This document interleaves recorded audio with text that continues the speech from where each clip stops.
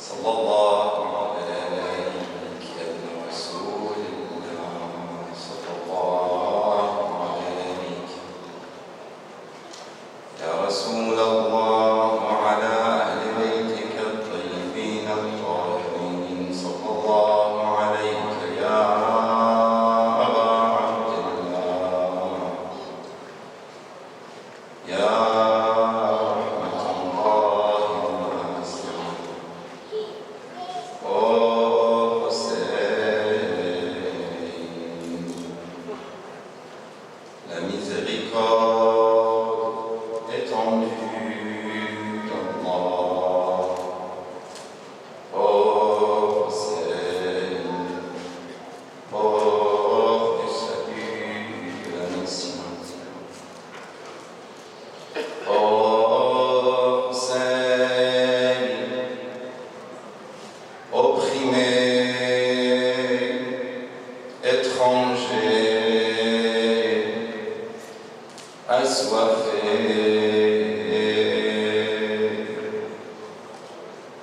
ما خاب من تمسك بكم وأمن من لجأ إلى حصنكم.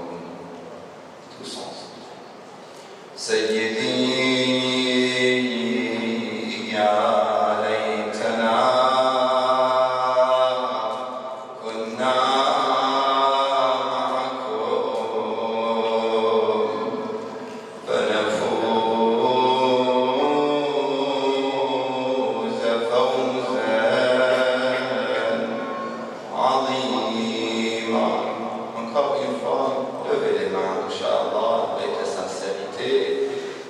accepte et exauce ce dua. Si Allah accepte juste ce dua, ce sera notre, Inch'Allah, notre réussite dans ces majalis d'Ahl al-Bayt alayhi salam. Sayyidi ya laytana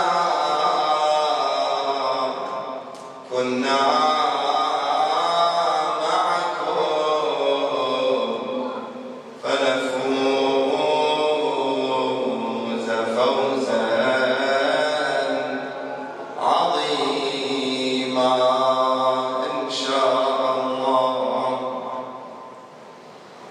بسم الله الرحمن الرحيم أعوذ بالله من الشيطان الرجيم بسم الله الرحمن الرحيم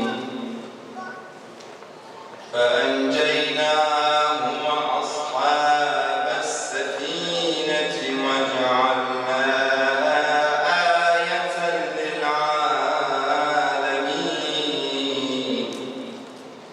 Puis nous les sauvâmes, lui et les gens de l'arche, et nous en fîmes un avertissement pour l'univers.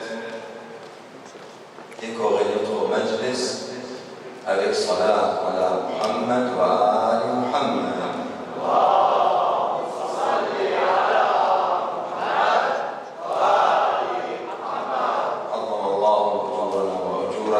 Sincères condoléances pour le martyr de l'imam Sayyid al-Shuhada Ali Abdullah al-Hussein. Nous présentons notre condoléance et nos condoléances à nos imams et spécifiquement à notre imam Sahib al-Zaman Arwah wa Nafida, avant tout le monde à notre prophète sallallahu alayhi wa alihi wa sallam, pour rendre heureux le cœur de notre imam du temps dans cette tristesse et dans ces jours et ces nuits de Muharram. Sallu ala Muhammadin wa ali Muhammad.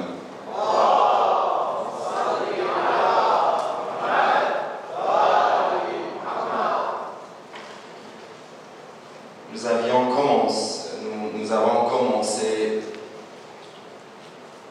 les versets, les explications des ziyara et surtout la ziyarat warith et le lien entre Anbiya et Allah alayhimus salam, les prophètes et notre imam Al-Hussein alayhi salatu wassalam.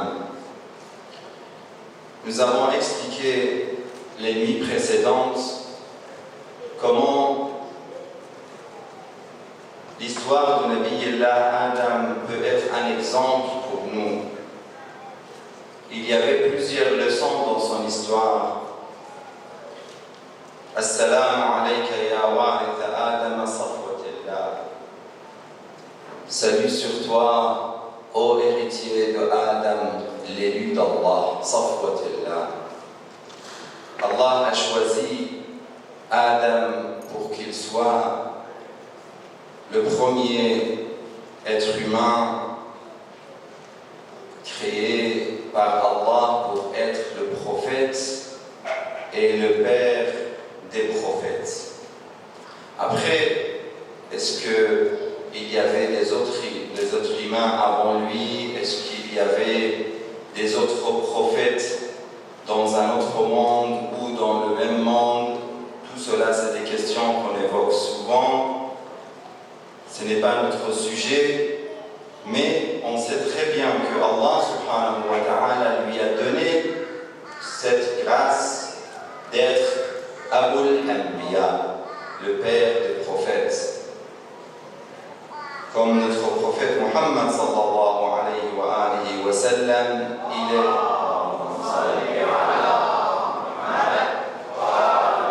il est Khatamul Anbiya, il est le dernier prophète. Nabiyullah Adam, il était Safwatullah. L'imam Al-Hussein alayhi salam, il est Warithu Adam. On a expliqué les citations et les versets qui parlent de ce lien entre Nabiyullah Adam et l'imam Al-Hussein. Et en même temps, également, on a expliqué l'histoire de ses enfants, Abil et Qabil. Il y avait deux questions importantes évoquées aussi, des leçons.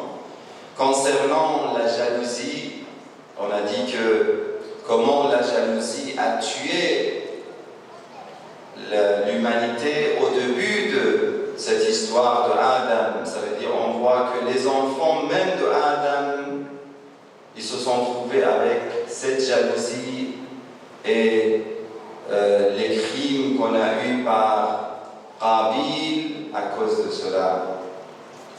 On voit aussi l'histoire de l'orgueil. On a vu aussi l'histoire du sacrifice, l'importance du sacrifice. Hier, le temps n'était pas suffisant, je voulais vous raconter une histoire par rapport à ce sacrifice. Quand on fait un sacrifice sincère, comment Allah accepte, comment l'imam Hussein le voit. Ici, vous me permettez de vous raconter cette histoire aussi que j'avais appris et je vois que c'est une histoire simple mais qui donne beaucoup de sens. Vous avez vu comment Habil, Allah a accepté son sacrifice. Aujourd'hui, nous, comment on peut faire les actions acceptées par Allah subhanahu wa ta'ala? C'est ça la question en fait. Dans les jours de l'imam Al-Hussein et les nuits de l'imam Al-Hussein, comment moi en tant qu'un père, une mère, un enfant, une grand-mère, un grand-père, qu'est-ce que je dois faire pour que l'imam Al-Hussein accepte mes actions dans ces jours? Pour que Sayyida Fatima Zahra alayhi salam me regarde avec la satisfaction. Pour que l'imam Sahab al-Zaman Awakuna Fida dit merci pour tout ce que tu as fait dans cette période de Ashura. C'est ça la question. Ici, il y a une histoire, c'était un commerçant qui avait fait une Husayniya. Il avait construit une Husayniya et chaque année, pendant la période de Ashura, ce commerçant lui-même, il prenait soin de cette Husayniya. Ça existe dans nos pays, au Liban, en Irak, en Iran, dans tous ces pays de Ahl al-Bayt, les gens essayent de faire des majalis ou bien chez eux à la maison, ou bien ils construisent des husayniyat et par cela ils font les majalis. Lui, il faisait les majalis dans la husayniya et pour faire la table, la nourriture, pour préparer la nourriture, lui-même il partait dans les marchés, il choisissait les meilleurs produits, il achetait le riz, je ne sais pas, les pommes de terre, la tomate, ainsi de suite, pour faire la nourriture. Une année, il est tombé malade. Il était à l'hôpital. Il était très malade. Les médecins ont dit qu'apparemment il va quitter. Bon, tout le monde demandait à Allah. Subhanallah, c'était les jours de Ashura. C'était les jours de Muharram. Ici, on voit que après le tawassulat, il voit dans son rêve l'imam al-Hussein. Je vois des visages souriants, contents dans ce majlis, qui croient et qui aiment l'imam al-Hussein. Qu'Allah nous donne cette occasion, cette grâce de voir le visage lumineux de l'imam al-Hussein. Dans notre rêve ou même dans la réalité, Inch'Allah, on peut le voir si on est parmi les mu'minines. Et aussi de voir le visage lumineux de l'imam Sahib al-Zaman, qui est son fils. Ajalallah ta'ala farajahu al-sharif. Et cela est possible. Ne pensez pas que c'est impossible, c'est possible. Mais juste, ça demande des actions sincères, de piété. Ce commerçant, il voit l'imam Hussein, il arrive. Il était très content. Il a dit, l'imam Hussein, il lui a dit, nous, Inch'Allah, on va te guérir. Ça, c'est une première chose. La deuxième chose, merci pour les majalis. Mais, pourquoi cette année, la nourriture n'est pas comme d'habitude? La personne, le Haji, il a dit, Sayyidi wa Mawlai, tu sais, je ne suis pas dans la Husayniya à cause de ma maladie. Mais c'est quoi le problème? Il a dit la tomate. C'est bizarre, non? L'imam al-Hussein, il est en train de nous donner une leçon. Il lui dit la tomate achetée pour les majalis n'était pas à la hauteur. Quand il s'est réveillé le lendemain, surtout l'imam lui a dit, nous étions très généreux avec toi.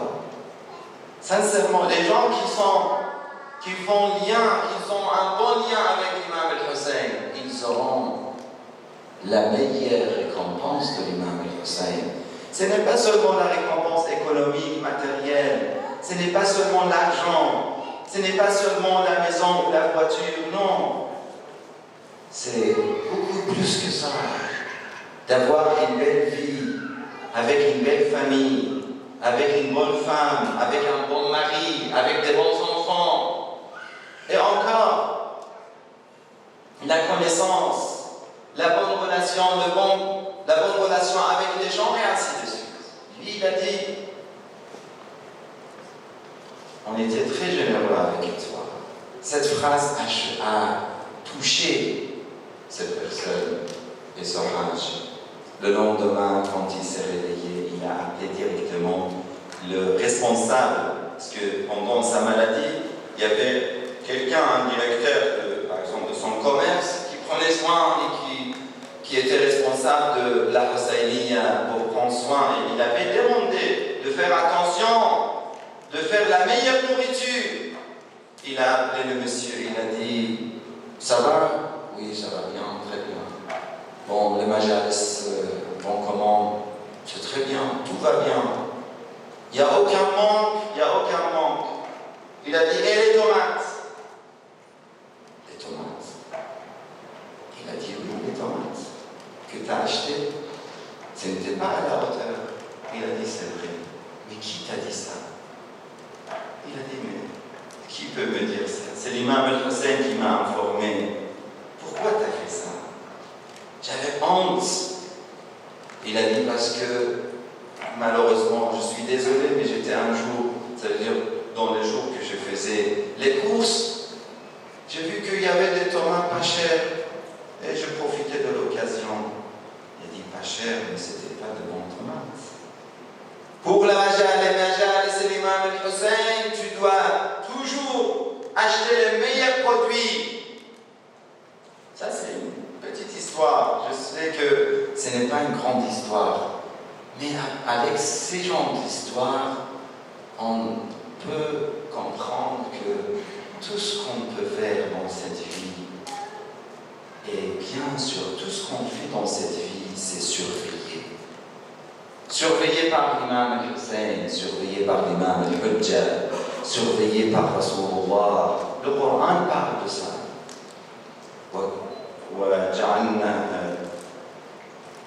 وَكَانَ الرَّسُولُ عَلَيْكُمْ شَهِيدًا. Le prophète, il est le surveillant et le témoin qui voit tout. Notre imam nous voit, l'imam al-Hussein nous voit, Sayyida Fatima nous voit, Rasulullah nous voit, et avant tout, Allah nous voit. Quand on fait quelque chose, d'abord, on fait une bonne chose.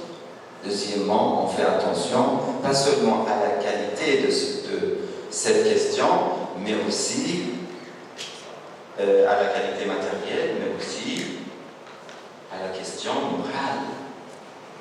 L'intention. Quelle est l'intention pour donner? Aujourd'hui, l'histoire, c'est l'histoire de Nabiyillah Nuh. Et le lien entre Nuh et l'imam al-Hussein alayhi salam. Je pense que cette partie, vous la connaissez.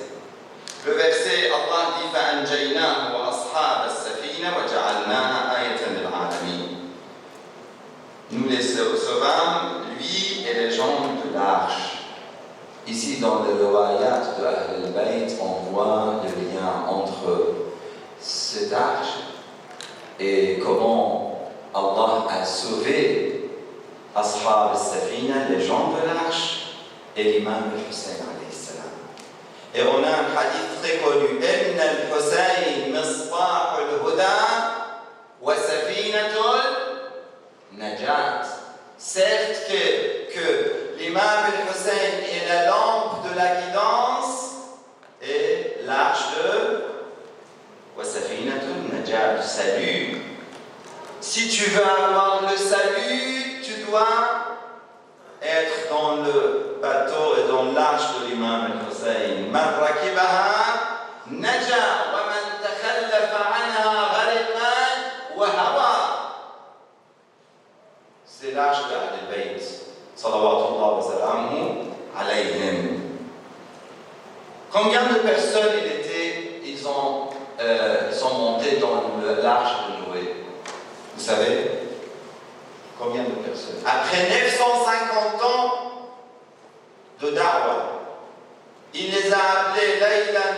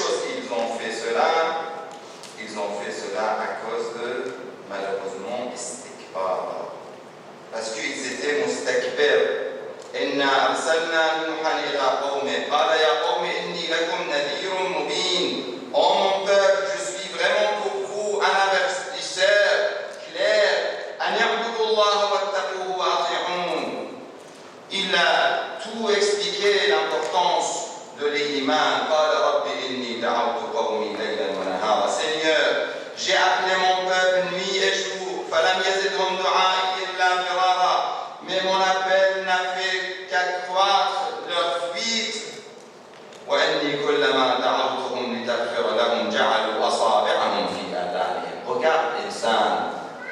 On a parlé de istikbar. Istikbar, c'est quoi? C'est l'orgueil. Mes frères et mes sœurs, aujourd'hui on va parler de tout ce qui est maladie de langue et surtout les mensonges.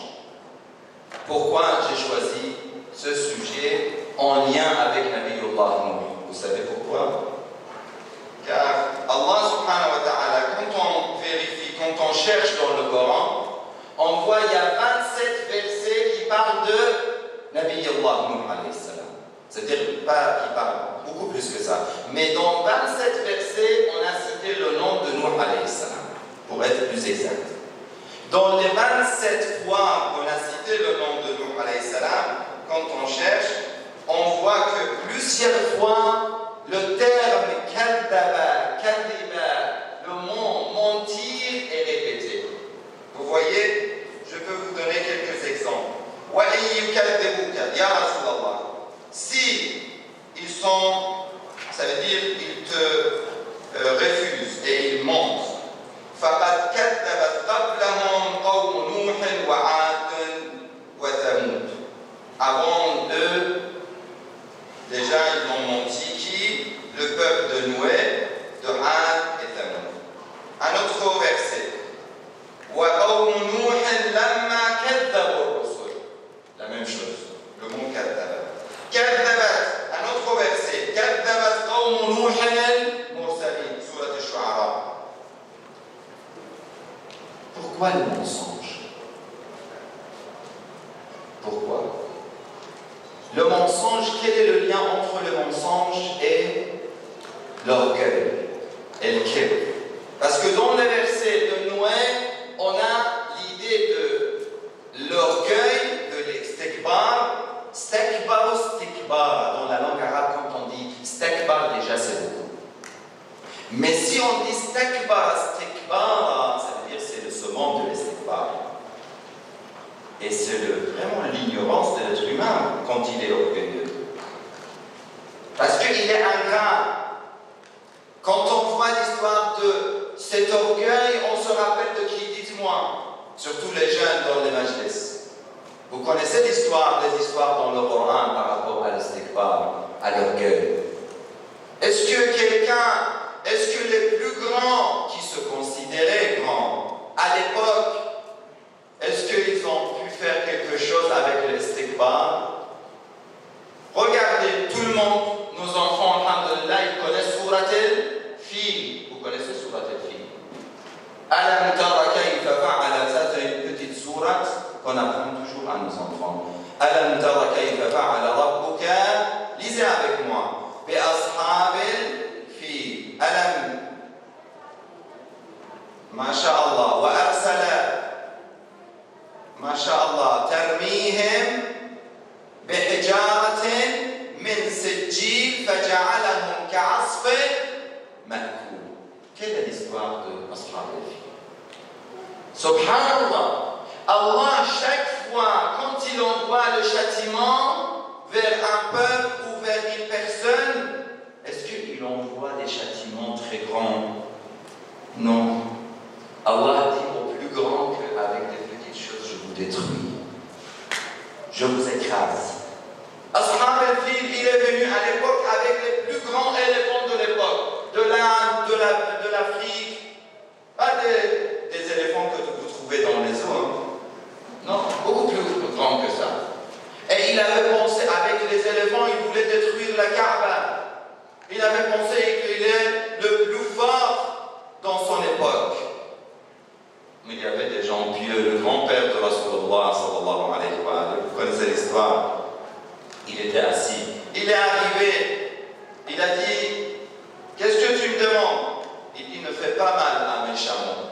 Parce que mais ce ne sont pas mes chameaux, ce sont des chameaux des gens. Il dit, moi j'avais pensé, tu es le chef de Kaaba, de Mecca. Tu vas me demander de protéger la Kaaba. Tu me demandes de protéger les chameaux, de ne pas faire mal aux chameaux. Il a dit, Ana Rabbul Ibil. Moi je suis le maître et le responsable de ces chameaux. Walil Bayt Rabbun Yahmi. Et la maison sacrée d'Allah a son protecteur. Il n'a pas compris le message. C'est ingrat, c'est orgueilleux, c'est mustakbir. Qu'est-ce qu'il a fait? Il est parti. Allah, avec des petites pierres, فَجَعَلَهُمْ كَعَصْفٍ مَأْكُولٍ. Petites pierres. Vous connaissez l'histoire de Namroud, en face de qui? De Ibrahim. Namroud, comment il était mort? Vous savez? Celui qui a fait la grande tour, il voulait voir où est Allah. Moi je suis là, comme Pharaon qui a dit Ana rabbukumul a'la, je suis votre Seigneur, le plus grand Seigneur. Namroud, il était tué par une mouche ou un moustique ou un insecte. Je ne sais pas quel insecte, mais Allah voulait montrer à tout le monde, regardez ces gens. Aujourd'hui, le mustakbir, la même chose. Si on est orgueilleux, on voit que Allah il veut nous envoyer un petit virus. N'est-ce pas? Il nous envoie des petites choses qu'on pense que est-ce que cela va nous détruire? Oui. Parce que Allah subhanahu wa ta'ala, il est Jabbar. Ici, l'histoire de l'orgueil, on revient, le lien entre l'orgueil et le mensonge, c'est quoi? Qui peut me dire ça? Réfléchissez, réfléchissons. Quelle est la différence et le lien entre l'orgueil? C'est une maladie, l'orgueil, non? Très grave. Iblis, on a dit, il est sorti de paradis à cause de l'orgueil. Et l'histoire du mensonge. Pourquoi on ment? Et on va voir aussi, il y a des autres maladies, comme la médisance. On voit qu'il y a des maladies, ils sont à l'intérieur de nous. Ils sont dans notre, malheureusement, des fois, si on ne fait pas attention petit à petit, c'est comme le cancer. Ils sont dans notre corps, à l'intérieur. Et petit à petit, ils nous détruisent. Et après, ça commence à montrer les symptômes. On dit non. C'est la même chose. Celui qui ment, sachez qu'il a une maladie à l'intérieur qui est l'orgueil, qui est la jalousie. Les maladies comme la jalousie, comme l'orgueil, ce sont les maladies à l'intérieur. Ça veut dire à cause de notre mauvaise pensée, nos mauvaises idées. Petit à petit, ça devient des maladies qui peuvent nous détruire de l'intérieur. Et après, ça commence à montrer les symptômes à l'extérieur. Les symptômes, c'est le mensonge. Je commence à mentir. Pour détruire l'image d'une personne que je n'aime pas, je déteste, je mens facilement. Pour gagner un peu d'argent et pour être le plus riche, par exemple, même avec le haram, c'est pas grave, parce que je suis jaloux de mon cousin. Mon cousin, pourquoi il est riche? Je n'ai pas le moyen pour être riche comme lui. Si je reste fidèle, correct, ça ne marche pas. Dans ce cas-là, qu'est-ce que je fais? Je commence à mentir en pensant que si je mens, je vais gagner de l'argent. On ne sait pas que la jalousie, c'est ça le problème de la jalousie. C'est ça le problème de l'orgueil. On ne voit pas la réalité. Si je mens, en fait, je ne suis pas en train de régler le problème, c'est le contraire. Mes frères et mes sœurs, sachez que votre personnalité, votre force, si vous êtes dans le commerce ou si vous êtes dans tous les domaines de la vie, c'est votre image, c'est votre crédibilité. Il y a des gens, ils gagnent très peu, mais tout le monde sait qu'ils sont corrects. La crédibilité d'une personne n'a pas de valeur. Si les gens doutent à votre parole, c'est fini. Ça, c'est dans tout ce qui est, on va dire, dans la vie quotidienne économique. Pareil dans la famille. Un mari qui commence à mentir à son épouse. Une femme qui commence à mentir à son époux. Ici, pareil. S'il y a plus on commence le mensonge, il n'y a plus de confiance. Et s'il n'y a plus de confiance, ça commence à briser. Et même plus que ça, à faire des fissures et même de séparation. Permettez-moi de vous avertir, comme nous, alayhi salam. Il faut faire attention. Le Coran n'est pas un livre juste pour lire. Il faut faire tadabbur, il faut le méditer, comme le Coran nous dit. L'histoire de mensonge, c'est la pire dans tout ce qu'on peut faire dans la vie.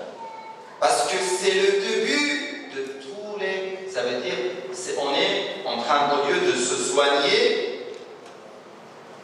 après, si on commence le mensonge, mais juste après on commence à se repentir, c'est-à-dire on se repent, ça y a aucun problème. Allah a un problème. Mais si on veut continuer, et si on est, ça veut dire on ne regrette pas, cela est très dangereux. Rasulullah sallallahu alayhi wa sallam, écoutez bien ce hadith. Vous aimez le paradis ou non? Tout le monde? Tout le monde veut partir au paradis? Ça c'est clair. Mais est-ce que tout le monde travaille correctement et applique les moyens pour accéder au paradis, pour entrer au paradis? C'est ça la grande question. C'est ça la grande question. Rasulullah sallallahu alayhi wa alayhi nous dit: Taqabbalu minni sittan. Acceptez de moi 6 choses. Ça veut dire assurer 6 choses. Faites 6 choses.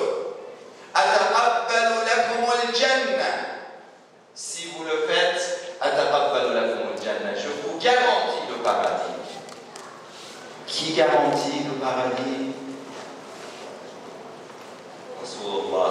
Alladhi la yantiqu 'anil hawa. Il est as-sadiq al-amin. Il est as-sadiq al-amin. As-sadiq al-amin, il est véridique. Le prophète, il dit, sallallahu alayhi wa alayhi, idha haddathtum, la première chose parmi les 6 choses qui nous aident pour entrer au paradis, c'est-à-dire la première condition pour entrer au paradis, idha haddathtum fala takdhibu. Quand vous parlez, ne mentez pas. Lorsque vous parlez, ne mentez pas. Même si c'est difficile.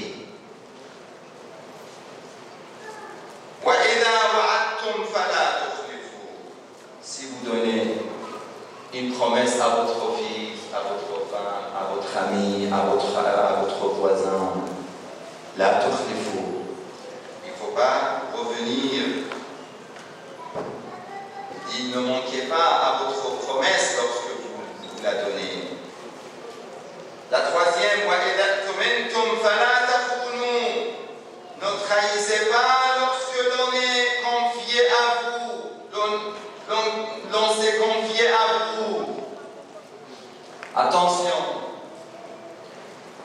Vous voyez, Rasulullah sallallahu alayhi wa sallam, il mentait jamais. C'est pour ça qu'il était crédible. Même devant ses ennemis, il disait Sadiq al-Amin. Avant qu'il soit prophète, il était Sadiq. Après qu'il est envoyé comme prophète, est-ce qu'il pouvait l'accuser par le mensonge? Non. Ils ont tout fait, mais ils n'ont pas réussi. Parce qu'il était Sadiq al-Amin. Même les gens disaient Ja'a Sadiq al-Amin. Le Sadiq est venu, le véridique est venu, est arrivé. Maintenant, les gens, ils ont dit, il est ça, il est magicien, il est menteur, il est ça. Mais ça n'a pas marché. Parce qu'il était déjà, il avait montré à tout le monde qu'il est crédible. Soyez toujours crédibles, mes frères et mes sœurs. C'est votre force. Vous voyez même, quand j'ai discuté avec certains frères, ils m'ont dit qu'il y a des commerçants de certains pays qui, des fois, ils ne font pas les choses correctement. Nous, on n'a rien avec ça. On ne montre pas dans ce sujet. Mais nous, on doit montrer à tout le monde que Shi'at Ali ibn Abi Talib sont les plus crédibles, sont les plus véridiques, sont les plus honnêtes, sont les plus corrects. Ça donne votre gens qui veulent vraiment travailler pour toujours, pour long terme, ils ne vont pas le faire avec les menteurs. Ils cherchent toujours les véridiques, les honnêtes, les gens honnêtes. Et on voit que Rasulullah, dans la question de Amana, on dit Amin, neutralisez jamais l'Amana, la prière, le jeûne, tout ce que vous faites comme adoration, si vous le faites et vous n'avez pas la véracité, si vous n'êtes pas véridique, si vous ne donnez pas le Amana, vous ne rendez pas le dépôt, ça n'a rien, ce n'est pas utile. Ça ne vaut rien. Pourquoi ça ne vaut rien? Oui, c'est dans le kalam de Ma'soum. Ne regardez pas dans le hadith. La tanzuru ila kathrati ibadati ar-rajul wa salatihi wa sawmihi wa hajjihi wa zakatihi. Ne regardez pas les gens comment ils font la prière, le jeûne et tout cela. Regardez avant cela. Bien sûr que c'est important. Je ne vais pas dire que certains pensent que oui, bon, c'est pas important, je ne vais pas prier, je ne vais pas faire ça. Non, il faut pas mal comprendre. Mais aussi, il y a des bases. Si je ne suis pas amin et sadiq, regardez s'il est véridique,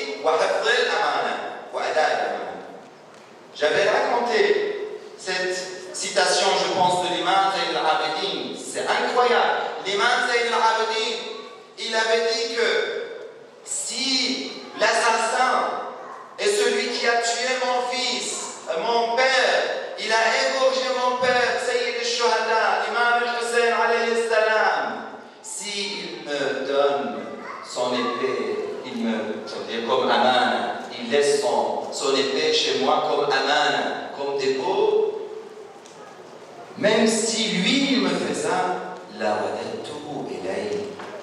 C'est très choquant, c'est incroyable.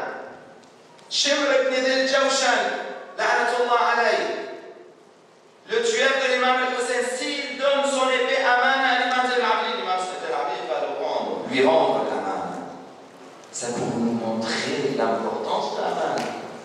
Vous savez que Rasulullah sallallahu alayhi wa sallam, le jour, ça veut dire quand il voulait quitter la Mecque et fuir la Mecque, parce qu'il y avait le danger, c'est normal. On ne peut pas rester où il y a un danger de mort. Il voulait quitter la Mecque pour partir à l'Hijra. Quand il a fait l'Hijra, il a voyagé où? À Médine. Avant de voyager, vous savez que l'imam Ali alayhi salam, il était bénévole pour rester sur le lit de l'imam de Rasulullah sallallahu alayhi wa sallam. Le prophète lui a dit, Ya Ali, regarde, dans cette chambre, dans cet endroit, tu trouves les amanats, les amanats, les dépôts des gens, cette somme, cet argent, cette amana, tel bijou, tu donnes à telle personne, vous savez à qui? Aux gens qui voulaient tuer Rasulullah sallallahu alayhi wa sallam.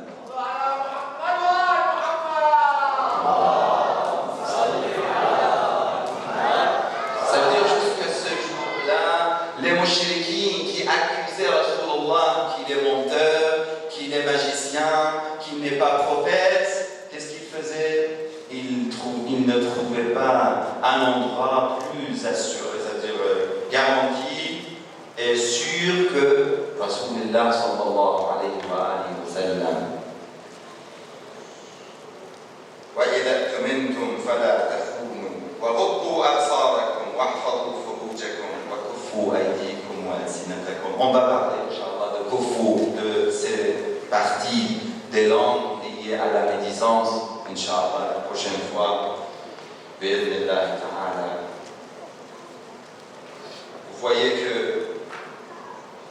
dans cette nuit, souvent, on cite l'histoire du débat de l'imam al-Hussein salawatullah wa salamuhu alayhi. Son départ de Madinat al-Rasoul sallallahu alayhi wa sallam. Rasulullah, l'imam al-Hussein alayhi salam, était à Médine quand Muawiyah ibn Abi Sufyan, il est parti il a Darak al-Jahim, et son successeur, celui qui voulait prendre sa place, c'était Yazid. Yazid n'a pas écouté le conseil de son père. Son père, Muawiyah, il était très malin. Il avait dit, écoute mon fils, il y a des gens, tu prends l'allégeance de tout le monde, mais tu essaies de prendre l'allégeance de Hussein ibn Ali. Mais s'il n'accepte pas, laisse-le. Parce qu'il savait que l'histoire de tuer l'imam Hussein, cela va détruire le royaume de Yazid. Et Muawiyah, il a tout fait pendant toutes ces années pour donner ce royaume, pas Khilafa, on ne parle pas ici de Khilafa, ce royaume de le transmettre à qui? À Yazid. Mais Yazid n'a pas eu cette sagesse, ou pas sagesse, on va dire, il n'était pas malin comme Muawiyah. Et il a demandé à Walid ibn Utbah de prendre l'allégeance par force de l'imam Hussein. L'imam Hussein n'a pas accepté. Il y avait une discussion dans le palais à Médine. Il n'a pas accepté, il a refusé. Même Marwan ibn Hakam, il a dit à Walid, il faut tuer l'imam Hussein, sinon, s'il part, tu ne vas pas avoir son allégeance. L'imam Hussein, de toute façon, il a refusé catégoriquement. On a des citations très connues, fameuses citations de l'imam Hussein par rapport à ce refus, quand il dit que une personne comme moi ne peut pas faire l'allégeance avec une personne comme Yazid, qui est criminel, qui est buveur, qui tue les gens, qui fait toutes sortes de mal.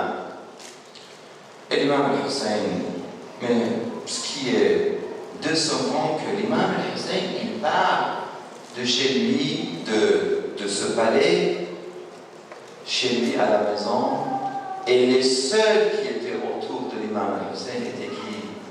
Presque les seuls. C'était de Bani Hashim. Et très peu des autres compagnons.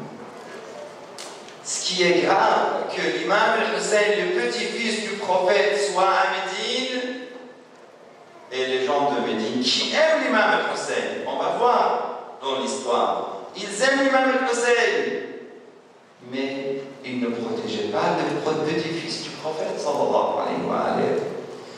Et si le petit-fils du prophète, l'imam Hussein, il part la nuit vers la tombe de Rasulullah, sallallahu alayhi wa sallam,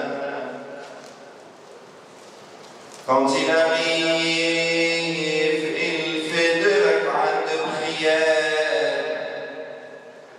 Puis, dans le rêve, il était fatigué. Il voit Rasulullah, sallallahu alayhi wa sallam, qui vient vers lui avec les prophètes d'Allah, les anges d'Allah, entourés par les prophètes et les anges. Il dit, mon fils Hussein, viens vers nous. Tu nous manques, ya Hussein. Ton père Amir al-Mu'minin Ali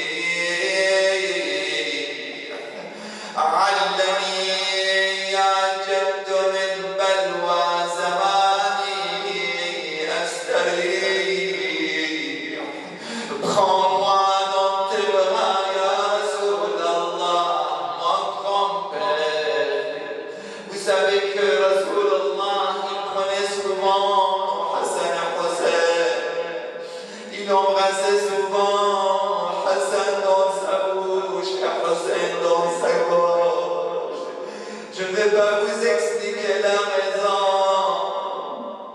Vous le savez déjà, mes frères et mes sœurs, les amoureux de Ahl-Bayt. Rasulullah dit, oh Hussein, c'est vrai, tu vas venir vers nous très prochainement. Mais ya Hussein, Allah t'a donné une grâce. Tu as une place que tu ne vas pas la voir sans être martyr. Lan tanala illa bishahada. Sha'Allah an yaraka qatila. Ya Hussein, Allah a voulu que tu sois martyr. Ya Hussein, wa sha'Allah an yara iyalaka sabaya, et que ta famille soit captive. Wa wayla. Le lendemain, l'imam al-Hussein sort de chez lui. Il dit à la famille, à tout le monde, aux gens autour de lui, Al-Wida, Al-Wida, adieu, adieu, les gens de Medina. Vous savez que Medina, Médine était la ville natale de l'imam al-Hussein alayhi salam. Il avait tous les souvenirs dans cette ville.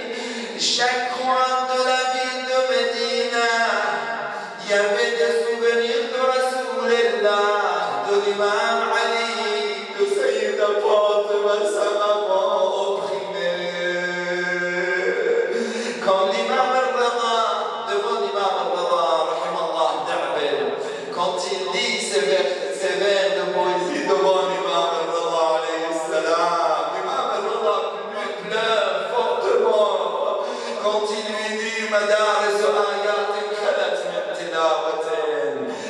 Medina, ce sont des écoles de wahi, de révélation, mais aujourd'hui vide. Khalat min tilawatin, vide de la lecture du Coran. Wa manzil wahi munfar al-arasati bi ali Rasulillah, de la famille du prophète, jusqu'à ce qu'il dit avant de mourir, law khalta al-Hussein mujaddala. Oh Fatima, si tu vois comment ton fils Hussein est par terre, ensanglanté par son sang, إذا لطمت الخد فاطم عنده. C'est là, ici tu vas frapper, tu vas la monter et frapper tes joues pour cette tragédie. Ici l'imam al-Rada dit Ad'abel, doucement ya Da'abel, attends Da'abel. Tu ne vois pas que les femmes et les enfants ne supportent pas cette partie, car chaque fois qu'on parle de Fatima Zahra alayhi salam, cela brise le cœur de Ahl-Bayt. Medina, après ce jour, nous aura plus comme Medina avant. L'imam al-Hussein avec son départ de Medina n'a plus de goût. C'est pour cela les gens de Medina ont sorti en pleurant. Tout le monde pleurait le départ de l'imam al-Hussein. L'imam al-Hussein dit Aïna akhi al-Abbas, où est mon frère Abbas? On doit sortir. Ici l'Abbas il dit labbayk akhi ya Aba Abdullah, je suis là, je suis présent. C'est pour ce jour que ma mère m'a mis.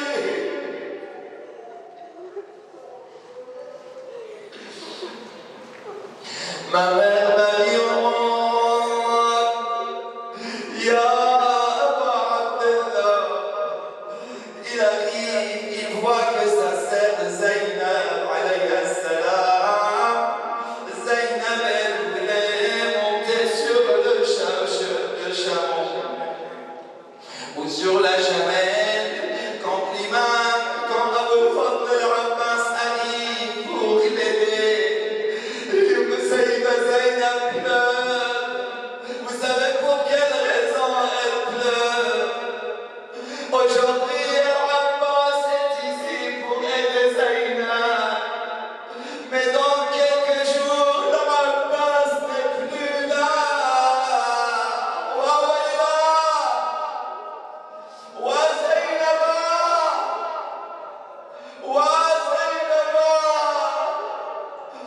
Inch'Allah, à haute voix, tout le monde dit Labbaïk ya Zainab.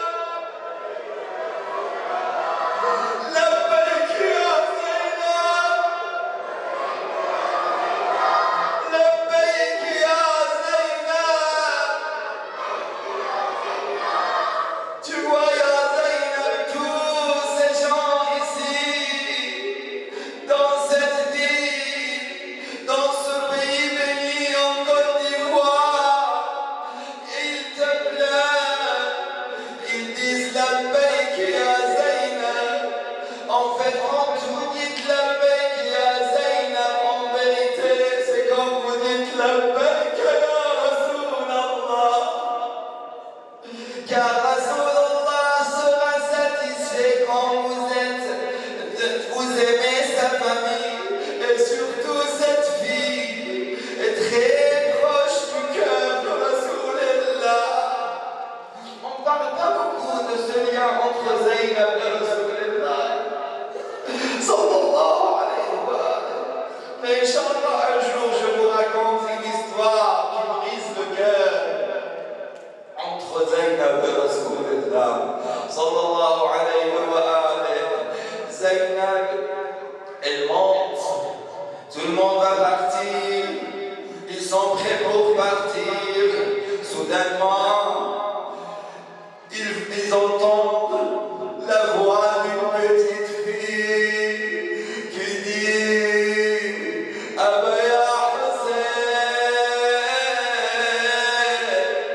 Mahlan ya Abata, Mahlan Mahlan. Mon père Hussein, vous partez où sans moi? C'est Fatima al-Alila, c'est une petite fille, elle était malade.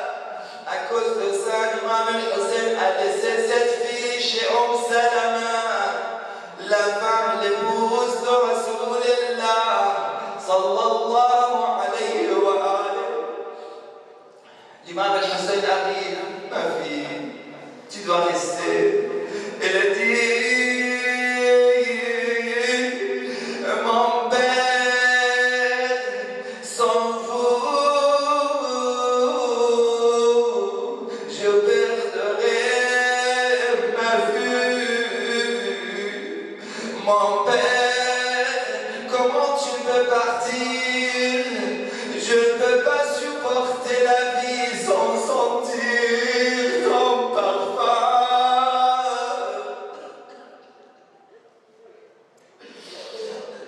Ce qui, alhamdulillah, Allah subhanahu wa ta'ala, Allah nous donne, Inch'Allah, cette affection pour vos enfants, pour les chers, et surtout quand vous avez une petite fille de 3-4 ans, c'est très difficile de lui dire au revoir, même pour partir pour quelques jours et revenir. Comment elle peut supporter cette fille, la séparation?